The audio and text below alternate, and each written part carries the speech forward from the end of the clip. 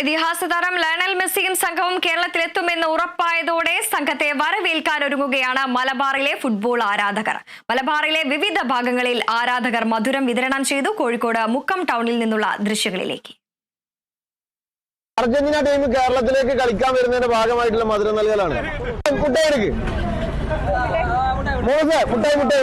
എടുത്തോ. മെസ്സി നവംബറിൽ മെസ്സി കേരളത്തിലേക്ക് വരുന്ന ഭാഗമായിട്ടാണ്. ആവേശം ഉണ്ടാകുക എന്ന് പറഞ്ഞു കഴിഞ്ഞാൽ ഫുട്ബോൾ എന്ന് പറയുന്നത് നമ്മൾ മലയാളികൾക്ക് ഒരു പ്രത്യേക ലഹരിയാണ്. അതിനുപരി അർജന്റീന എന്ന് പറയുന്നത് അതിലേറെ ഉപരി ഫുട്ബോളിനോടുള്ള സ്നേഹം വർദ്ധിക്കുന്നു.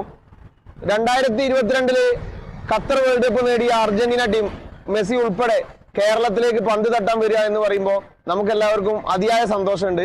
നേരത്തെ വരുമെന്ന് പറഞ്ഞിട്ട് വരുന്നില്ല വരും എന്ന് പറയുന്ന രീതിയിലൊക്കെ പറഞ്ഞിട്ടുണ്ടായിരുന്നു. പക്ഷെ ഇപ്പൊ വരുമെന്ന രീതി ഒഫീഷ്യലായിട്ട് തന്നെ FAയുടെ അറിയിപ്പ് നൽകിയിട്ടുണ്ട്. നമുക്ക് നവംബർ മാസത്തിലാണ് കേരളത്തിലേക്ക് മെസ്സി വരുന്നത്.